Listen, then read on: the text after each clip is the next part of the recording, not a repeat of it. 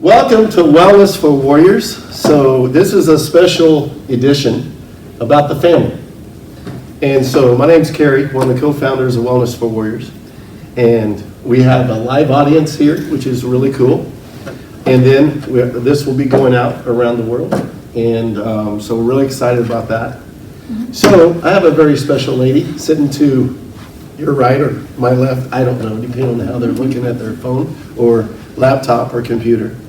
So I want you to introduce yourself and kind of just tell who you are, what you do now, and then we'll go, because I know we're going to have another special guest in just a few minutes. Yes, we hope that he agrees to be that special guest. Oh, he will.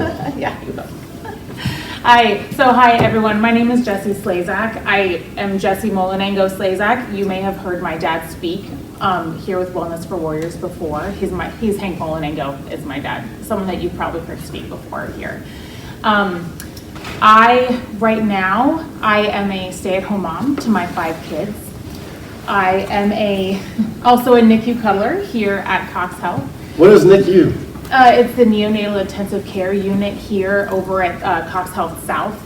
And I go in every Wednesday and I get to hold babies, and it's awesome. It's such a great way to give back.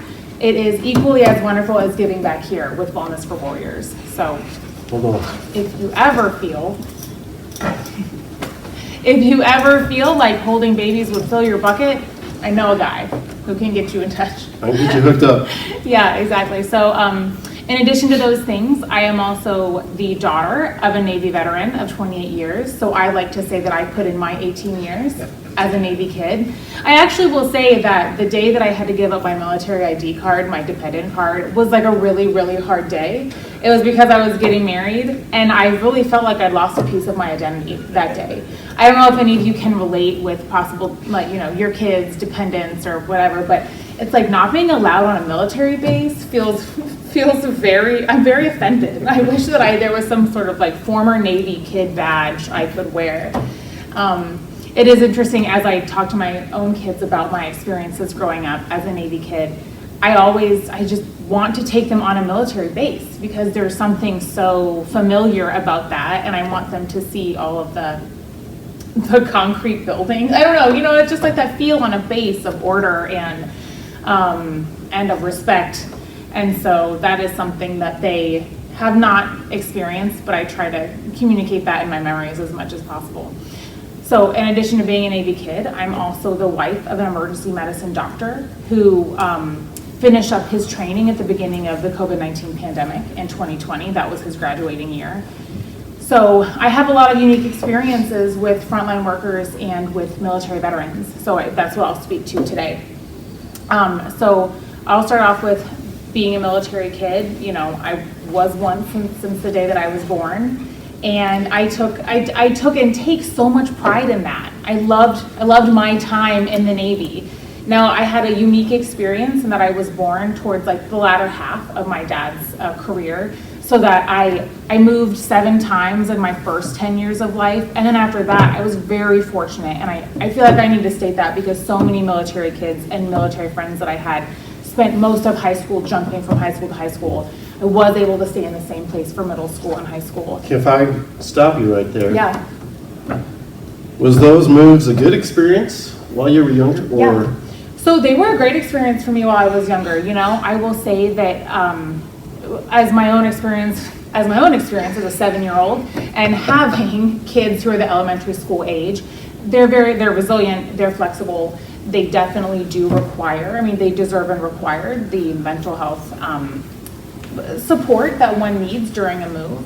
But I will say that my moves as a kid made me incredibly resilient. My mom was, as all military wives are, military spouses and partners are, she was stalwart, and she was the type of lady who would never accept defeat. And so on the days when I would come home from my new school, and I would be like, I don't think anyone likes me. I didn't make any friends. I feel really alone. She'd be like, well, what did you do to be a friend today? What did you do to reach out? You're the new kid. You need to reach out to others.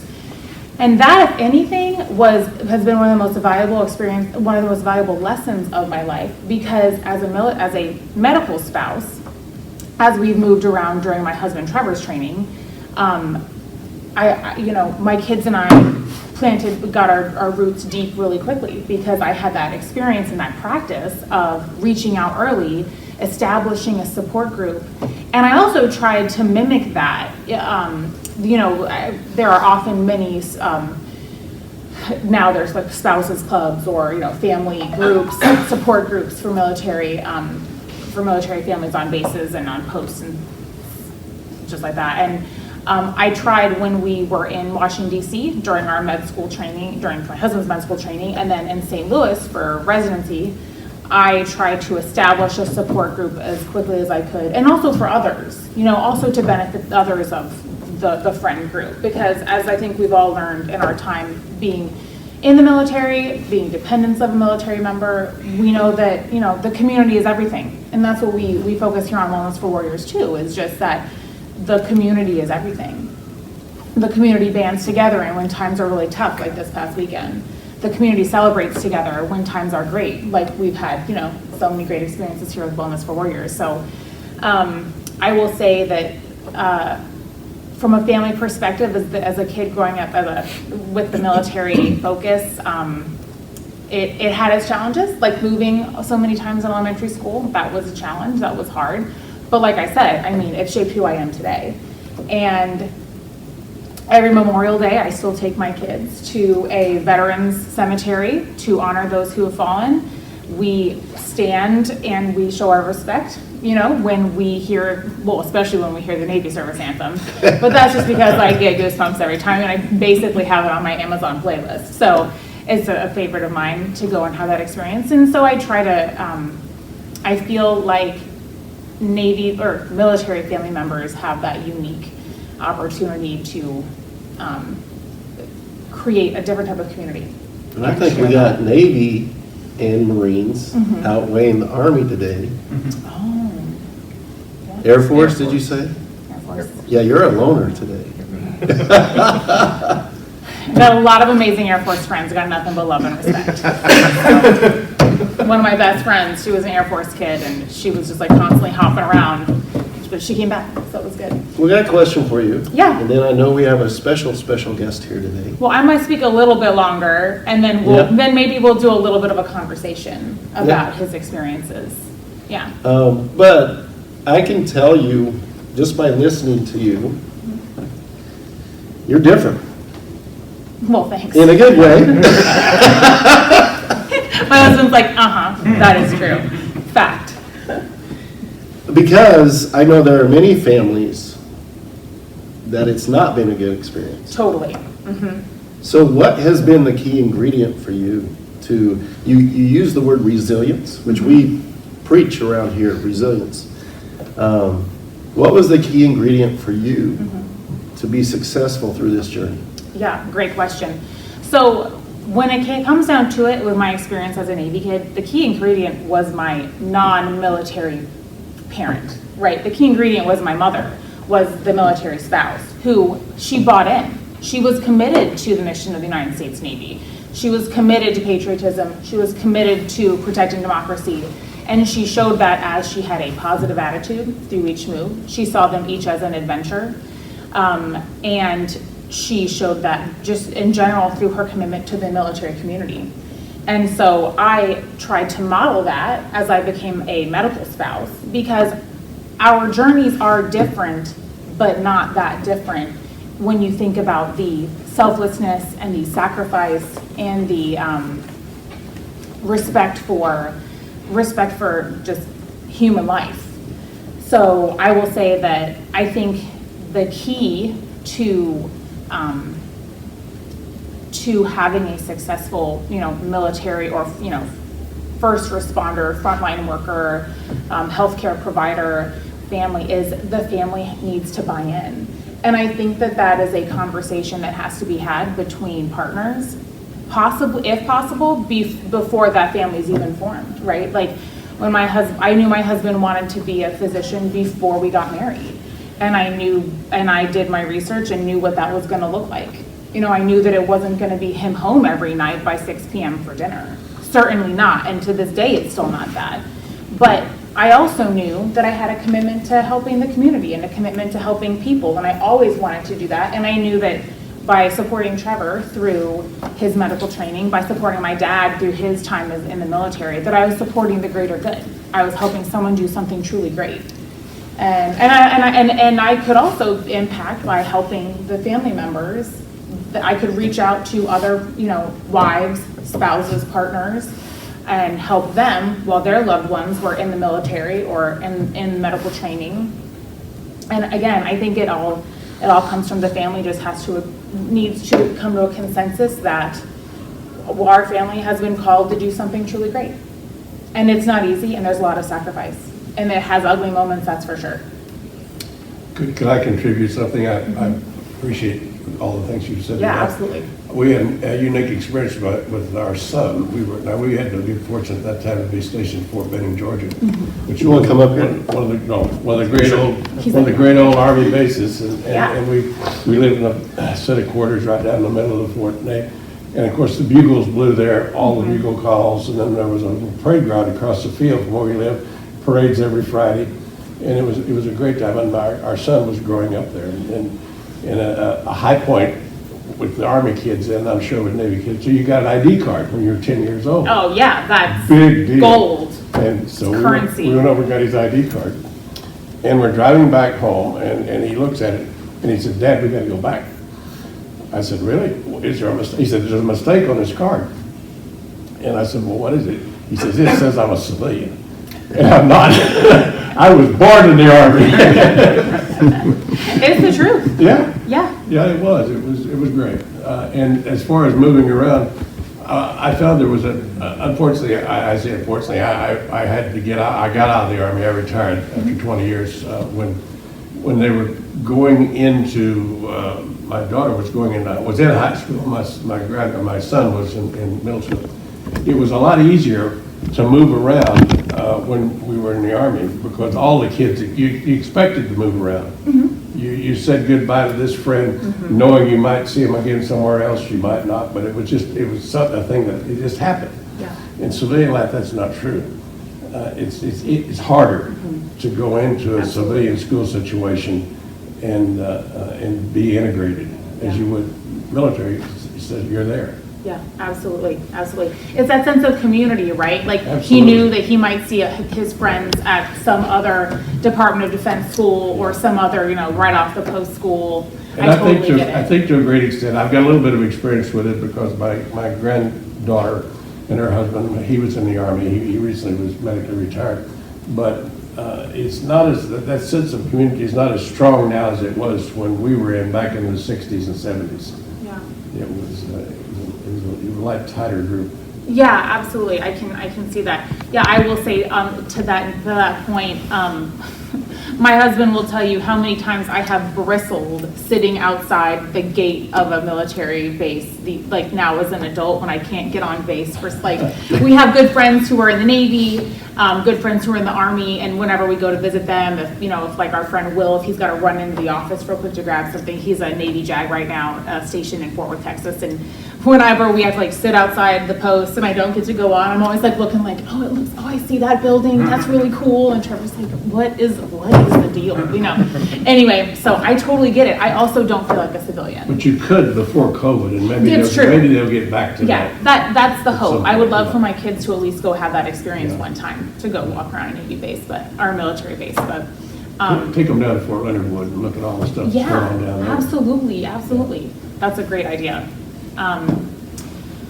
I feel like I had something else I wanted to say, and I'm trying to remember what it was. Well, while you're thinking that, when my dad was serving in Germany, Oh, that was it.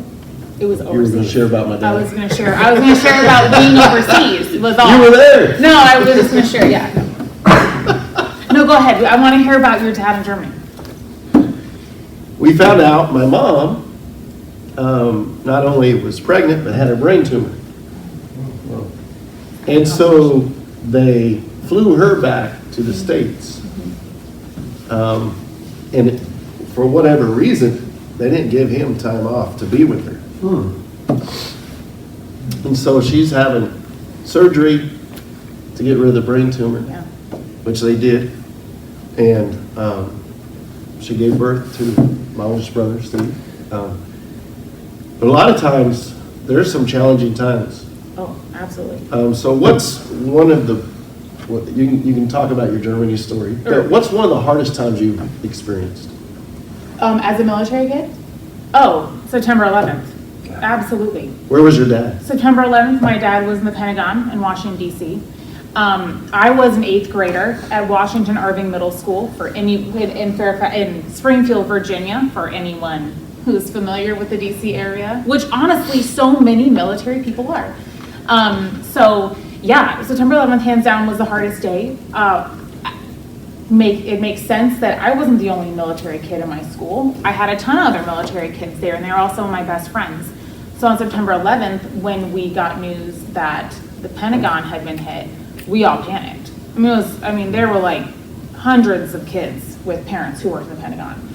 And at the time, obviously, I had a cell phone that was like an old brick and was not allowed to be used, except for to be turned on specifically to call my mother. And so I remember thinking, like, I gotta get to my locker, I gotta turn my phone on and see if I can contact mom. Luckily, my mother knew exactly what all of us kids were thinking, and so she shows up in the guidance counselor office, and they call me down, and I was down there with a couple other military kids whose parents had called in, or whose non-military, like the non-military spouse or partner of the family had shown up, and to just give an update. And at that time, it was still the morning. My mom just said to me, listen, I can't get in touch with dad. We think, because we still weren't, people, everything was so fluid that day. No one knew exactly what had happened. People were still trying to figure out what was happening in New York. And my mom just said, we're not sure where dad is. We're not sure what's going on. She said, I don't think it hit his part from like what she could see on the news, right? It was like local news broadcasting and also national news broadcasting. She said, from what I can gather on the news, it doesn't look like it hit where I think dad works, but honestly, dad, he's probably out running. Like that was just like her comment to me was, dad, you never know what like he's up to and who he's visiting or saying hey to or PTing. And so, yeah, that was a very long day. They kept all of us in school that day. My 6th period civics teacher was kind enough to turn on NBC News and let us watch some footage. Because a lot of teachers were you weren't sure what you were going to see, you weren't sure what was going on, and we've all watched, all of that footage. And so, but my 6th period teacher did let us watch some news for a period of time to figure out what we thought was happening. But all of us went home not knowing where our parents were that day. And so we still, at that point, had still not heard from my dad. And I just remember getting off the bus and walking into the house. And my mom comes running up the stairs. We lived in a walkout basement, so you come up on the 2nd floor. So she comes up the stairs and she was like, Dad called, he's in West Virginia somewhere, because dad had run to his car and take off and just head west to be able to get out of the area. Because at the time, people still didn't know what else was incoming. And what was funny was from what I understand, the furnace guy answered the phone. We had a furnace repairman there that day, September 11, 2001. They installed our new HVAC system on September 11, 2001. Yeah, and he knew that we were looking. 30-year-old furnace. Yeah, he knew that we were looking for dad. Ace came and put in a new furnace and air conditioning system. It was special. It was a great unit for the existing 20 years you were in the house. Yeah. But yeah, so then he answered the phone and was able to relay the information that dad was in West Virginia working his way back to our house in Springfield, Virginia. So yeah, that was the hardest day. It was a lot of uncertainty. So tell me the Germany story. Well, it's not a Germany story as much as it is a Guam story. Okay, well. Yeah, exactly. I was just going to speak to, I think that there are a lot of military families who are faced with the opportunity and challenge to go overseas. Yeah. And when I was a kid, there were no DoD schools on Guam when my dad took that assignment, so I was homeschooled. And that's another really unique challenge presented to military families of the school options you have when you're overseas. Now, from what I understand, Department of Defense schools are great. There are often a couple options for families, but, Uncle Sam doesn't always pay you enough to afford a private school on Guam. So I was homeschooled, which was great. And that brings its own unique challenges, because then, you get stationed in Norfolk, Virginia, and you go back to public school and you're like, that's weird. You guys learn fractions? It's crazy. I have no idea what that is, but your reading level is phenomenal. So, there's a little bit of that, challenges such as those that are presented, but what I would want to communicate is just that, like, we turn out all right. We're military kids, like I said. We do our best to be resilient. With a supportive community, you can overcome a lot. And so I figured out what fractions were, and a little bit of self-taught math there, and then eventually caught up, and here I stand before you, a college graduate. We're impressed. Yeah. Okay, so you went through all this with your family, Yeah. traveling, 9/11, Yeah. and then you decide to marry somebody that's going to be on the front lines a little different way. Yeah, right? absolutely. Mhm. So you just enjoy that rush? Is that it? Or- Yeah, no, I mean, I'm always here for a thrill. And what's funny is that I always kind of had a feeling that my husband would go into emergency medicine. 'Cause he's also kind of a little bit of an adrenaline junkie, but he also really likes to help people in their worst moment. And I think there's something to be said that the courage that it takes and the bravery that it takes to sign up for that, similar to the military. I just knew I wanted to support that mission. So our mission with Wellness for Warriors is not just military. Right, I know, I'm sorry, It is- yes. No, you're fine. Yeah. I'm just alluding to the fact Yes. that we reach out to first responders, and I get this question, well, what's a first responder? And we think of firefighters, law enforcement, EMS, air care, so many more, emergency room. I can tell you, so during COVID, it became everybody in the medical field. I want to share this story. It's not really family related, and we can edit it out, but it just popped in my head, and I'm going to let you invite your significant other Cool, when and then I'm he's just gonna ready. grill him for 40 minutes. Well, you don't have to use the whole time. Okay, I won't. Be nice to. We actually had a department during the middle of COVID. I'm not going to say what department within our hospital system. Reach out to us, and they were all ready to walk out. Every single one in this particular department. And they called us. And Alan, who's our office coordinator, but he's 38 years Canadian military. You would think, oh, I got this. He goes, what do we do? And so we have Wellness for Warriors challenge coins that we give out to outstanding people. But I thought at this point in time, this is when they need us the most. So I said, find out how many in their department are working right now. And there was 20 in this particular department. And so we took them 20 challenge coins. And that gesture alone gave them enough, I don't know what word you would use, resilience to finish their day and stay on. You never know the challenges people face or what they're thinking or what they're going through. It was a department that they had seen more death in the last 2 years than Yeah, many of them had ever seen in their career. yeah. And so it was just at a point where they were at their wits' end.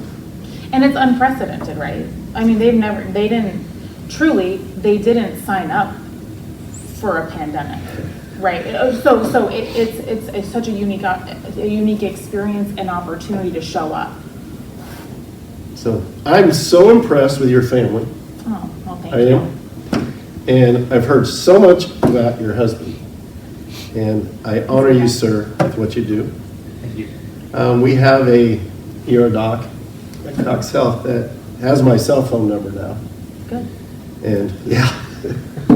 And what's so cool about what we're doing with Wellness for Warriors, if he's treating a patient that is part of our population, he'll reach out and see what we can do to get them connection before that person moves on to wherever they're going, whatever the case may be. And it's so cool to see how we're thinking steps ahead. We got EMS drivers They were actually taking a patient to Mercy. And they were talking to this patient because they were part of this population we serve. And they were saying, hey, you are not alone. And they gave him a wooden nickel. And, you know, I mean, it's so cool to see the collaboration that's going on where we have each other's back. Yeah. So I'm really inspired by your family. It gives me the strength to keep doing what I'm doing. Oh, thanks for that. But we have some amazing people here today that really give me the strength to keep doing what I'm doing. This guy here, his family is amazing. His wife, Thank you. wow, is amazing. Not sure about him himself, but He seems like a great guy. he is. He is. And Truman, he's who's who when it comes to, I mean, he's a Hall of Famer now, celebrity in his own mind. I mean, but yeah, it's really cool the kind of people that we have coming through here. So I'm going to step Cool. away, Yeah. let you introduce your husband. I will. And then y'all can just take whatever Yeah. time you want. We'll do it.